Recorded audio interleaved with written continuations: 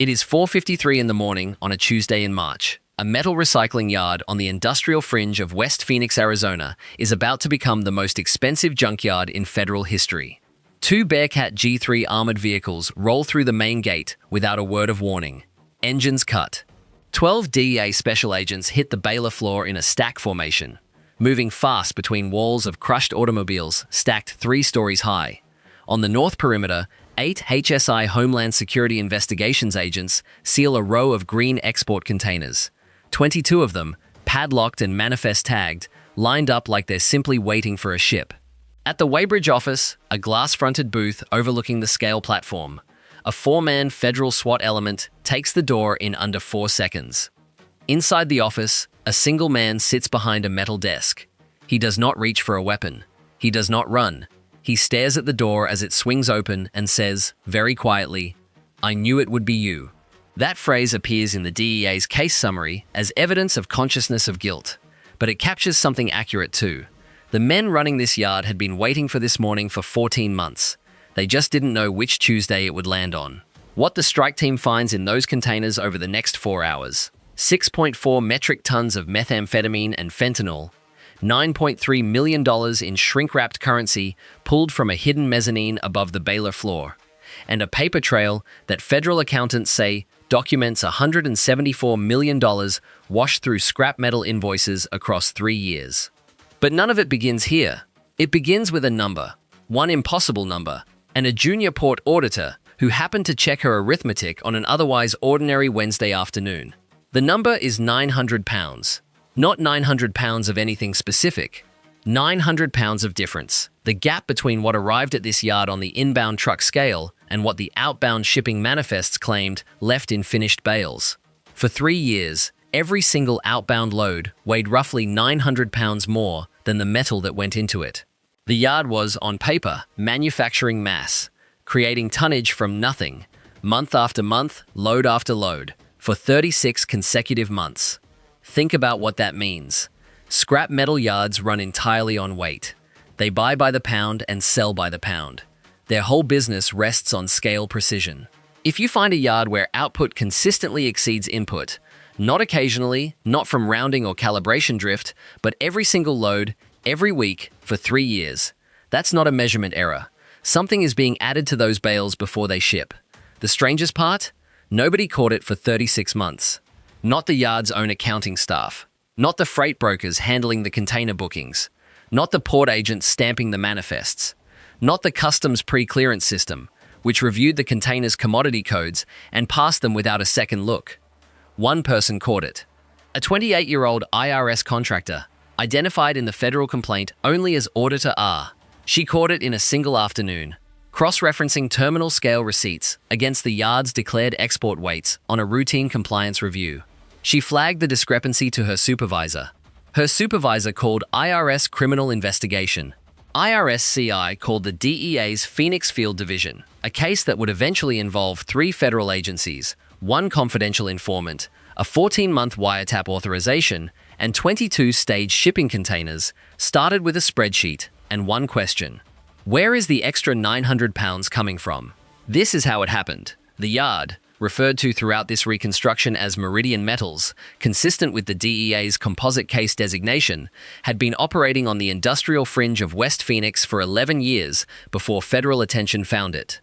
It processed roughly 4,000 tons of ferrous and non-ferrous scrap per month: crushed vehicles, industrial pipe, demolished structural steel, aluminum cables stripped from construction sites. On paper, a functioning mid-size recycler with 11 full-time employees, a valid EPA permit, and contracts with 2 coastal container ports. The DEA's Phoenix Field Division opened a preliminary inquiry in September, based on Auditor R's referral. The case agent assigned, a 12-year DEA veteran identified in this reconstruction as Agent Marcus Dalton, pulled Meridian's export records going back 4 years. What he found confirmed the auditor's math and then considerably exceeded it. Over 36 months of operation, Meridian had filed 847 outbound shipping manifests. Of those, 831 showed bale weights exceeding the corresponding inbound scale tickets by between 780 and 1,040 pounds per load. The average overage, 912 pounds. Across all 831 loads, that came to roughly 758,000 pounds of unaccounted mass moving through the yard and out to sea in compressed metal bales. 758,000 pounds. At the density of vacuum-sealed methamphetamine bricks, that volume of hidden payload, distributed across 3 years of container shipments, was consistent with a multi-ton drug pipeline. At the density of currency-grade paper in $100 bill denominations, it was consistent with hundreds of millions in laundered cash. Agent Dalton took that math to his group supervisor and requested an investigative resource package, a wiretap authorization, financial subpoenas, and a confidential source. He got all three, but it took 4 months to assemble them. And those 4 months were the first serious test of the investigation. The wiretap took the longest. Meridian's dispatch line was routed through a commercial VoIP provider with servers in 2 states, which complicated the Title III application considerably. The DEA's technical surveillance team had to show a federal magistrate that conventional investigative methods had been exhausted, that physical surveillance alone could not identify the full network, before the wire was approved. The final application ran to 214 pages. It was approved on the 41st day after filing. I spent time going through the case summary, and one detail kept nagging at me. Agent Dalton's team was never primarily trying to catch the yard's floor workers. The workers were the bottom rung. What the investigation was building toward was the financial architecture above them, the cartel-connected brokers who controlled the container bookings, the shell company network that received the payments, and the principals who had designed a system clean enough to survive 36 months of routine commercial auditing without a single flag. To reach that level, the investigation needed a source inside the operation. It found one in November, when a yard supervisor, identified in the federal complaint as Source 1, made contact with a DEA case agent through a defense attorney. Source 1 had been managing the baler floor for 2 years. He knew the loading protocol. He knew the pickup schedule. He told agents, that the man running the financial side of Meridian's export operation was not anyone listed on the company's state registration papers. The name Source 1 provided pointed to a network stretching from Phoenix to 2 coastal distribution hubs, and through wire transfers traced by IRS-CI forensic accountants to a series of nominee accounts in 3 countries. $174 million moved in tranches through scrap invoices, factoring arrangements, and freight commissions. All of it structured below the Bank Secrecy Act's automatic reporting thresholds. All of it traceable only if you started from the weight discrepancy and worked backward. By month 6 of the investigation, Agent Dalton's team had a serious problem. Source 1's position at the yard made him invaluable and dangerously exposed in equal measure. In early February, the yard's operations manager made a reference on the wire to somebody asking questions about the manifests. He did not name Source 1, but Agent Dalton's supervisor called an emergency operations review the next morning. If Source 1 had been identified, or even suspected, and agents moved too slowly, he would be at risk before they could pull him out. The decision was made to accelerate. But accelerating meant finalizing the container inventory before the team had tracked all 22 staged loads to their coastal destinations. 2 containers had already left Phoenix by rail, both en route to a port facility in Long Beach, California, manifested for export to a Southeast Asian scrap buyer. Pulling them early would compromise the investigation. Leaving them in transit meant the drugs and cash inside them would be beyond immediate seizure. The Long Beach containers were placed under joint DEA-HSI surveillance at the terminal. A Port Authority hold was applied, quietly, through a commercial cover mechanism, to prevent loading onto the vessel without DEA notification. Both containers were held at the gate lane while the investigation ran its final weeks. Then, 11 days before the planned raid date, the wire picked up something no one had anticipated. A call came in on the dispatch line from a number previously unidentified in the investigation, and a voice that Source 1 later confirmed belonged to the cartel's logistics coordinator said 4 words: "Move the schedule up." The yard manager's response was a single syllable: "When?" The answer: Friday. That call came in on a Wednesday. The planned raid was the following Tuesday.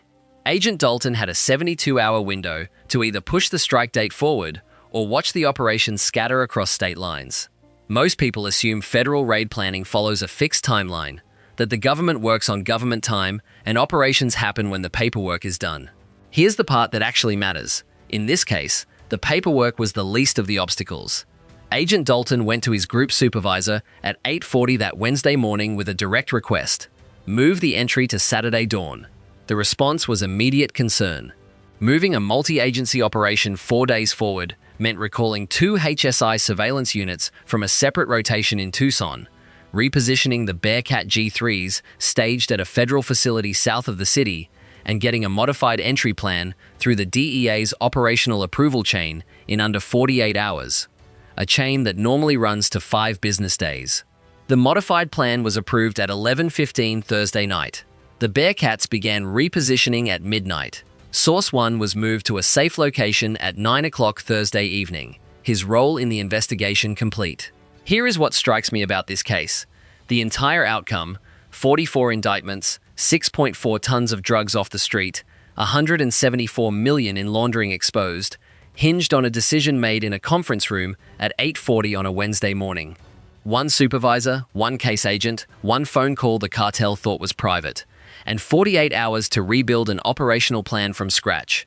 The 4-day acceleration worked. It worked because the team on the ground had spent 14 months preparing for exactly that kind of compressed decision window. There is a line in the federal indictment, in the section detailing the money laundering counts, that reads almost like fiction. It describes a ledger recovered from the hidden mezzanine above Meridian's baler floor, a handwritten weight register, running to 47 pages, that recorded the actual contents of every outbound bale for 3 years. Not the manifest weight, the real weight, drug load per bale in kilograms, cash load in US dollar amounts, container number, ship name, and, in a column labeled simply R, a figure that federal accountants believe represents the commission owed to the cartel's Phoenix-based coordinator per container, written by hand. 47 pages. Filed in a false bottom cabinet behind a ventilation panel in a ceiling hatch above the yard office. The ledger documented what the weight gap had only implied: a deliberate drug and cash pipeline running through an ordinary Phoenix industrial yard for 3 years. Every load, every container, every commission, recorded. Unpopular opinion: that ledger should not have survived. The fact that the coordinator kept a written record, handwritten, detailed, with dollar amounts and vessel names, is not carelessness. It is confidence. 3 years of confidence that the weight discrepancy would never be cross-checked. And they were right, until 1 auditor, 1 afternoon, 1 spreadsheet. The question that came up repeatedly in the DEA's post-operation review is the same one that should come up at every port, every freight terminal, every industrial-scale facility in the country. Who is checking the math? What do you think? Is a commercial system that relies on operators to self-report their own outbound weights a structural failure of oversight, or just the unavoidable cost of moving goods at scale? Drop your take in the comments. We read every one. On the morning of the operation, Saturday, not Tuesday, the Phoenix sky was completely dark at 4:30 when the convoy staged 2 blocks from Meridian's main gate. 2 BearCat G3 armored vehicles, 14 DEA agents across 3 entry teams, 8 HSI agents on container perimeter, a 4-member federal SWAT element assigned to the weighbridge office, IRS-Criminal Investigation personnel staged behind the outer perimeter to take custody of financial documents. The entry plan divided the yard into 4 operational zones: Alpha, the baler floor and its machinery access points; Bravo, the container row and padlocked loading bay; Charlie, the yard office and mezzanine above it; Delta, the vehicle access lane and employee parking area, where 2 private security contractors were anticipated. At 4:51 a.m., Agent Dalton received authorization from the on-scene commander. At 4:52, the convoy moved. At 4:53, the BearCats cleared the gate. The baler floor cleared in under 2 minutes. 3 employees were located, detained, and moved to the Delta zone. The container row took longer. The padlocks on 7 of the 22 containers had been changed since the last surveillance pass, and the bolt cutter team had to work sequentially through each. On container 14, agents found the first confirmation of what the ledger had recorded: a standard bale of crushed automotive steel with a rectangular void in its center, a compressed cavity roughly the size of a large household appliance, packed with vacuum-sealed packages. Container 17 held cash: 22 bundles of shrink-wrapped $100 bills, banded in increments and stacked inside a false bottom that had been welded into the bale structure before crushing. The mezzanine hatch was located at 5:31 a.m. The ventilation panel came off in 12 seconds. The false-bottomed filing cabinet behind it was photographed in place before any agent touched it. The operations manager at the weighbridge desk, the only senior figure present on a Saturday morning, was handcuffed at 5:04 a.m. He said very little after his initial statement. He asked once whether Source 1 was safe. An agent confirmed that he was. The operations manager nodded and did not speak again until his attorney arrived 4 hours later. By 7:15 a.m., the yard was fully secured and the evidence inventory was underway.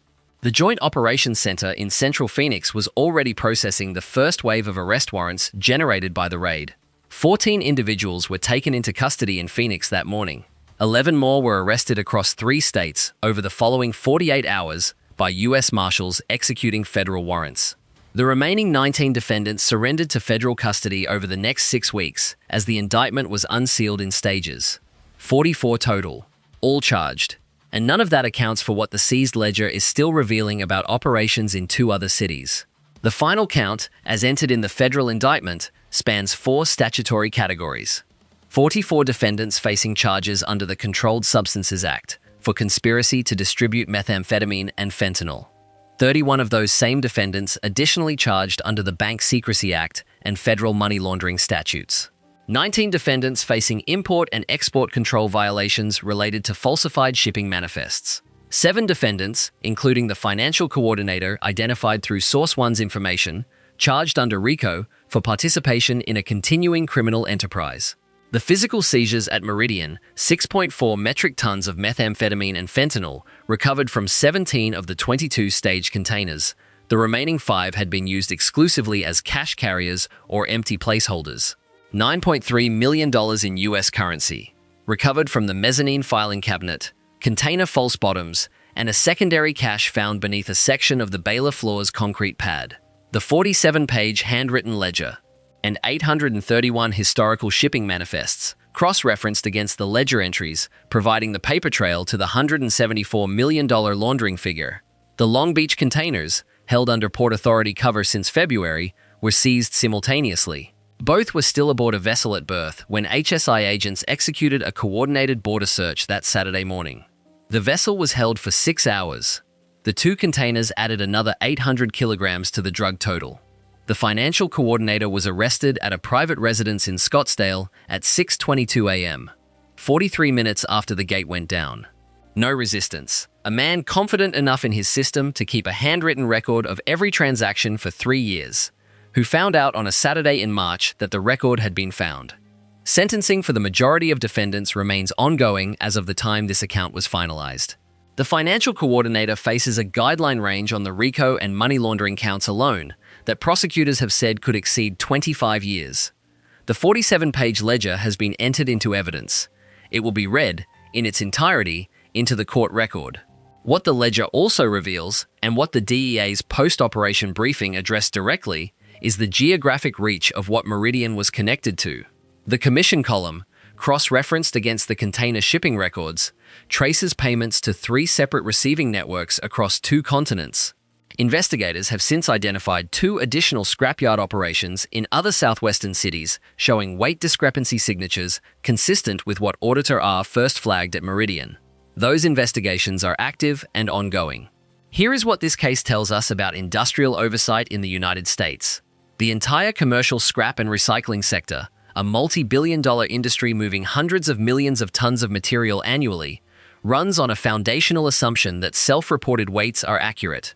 Yards report their own inbound and outbound tonnage. Those figures flow to freight brokers, port operators, and customs pre-clearance systems designed to flag anomalies in commodity type and country of origin, not in weight arithmetic. Meridian's weight gap was not subtle. 900 pounds per load. Consistent. Across 831 documented shipments over 3 years. The kind of discrepancy that, looking back, seems obvious.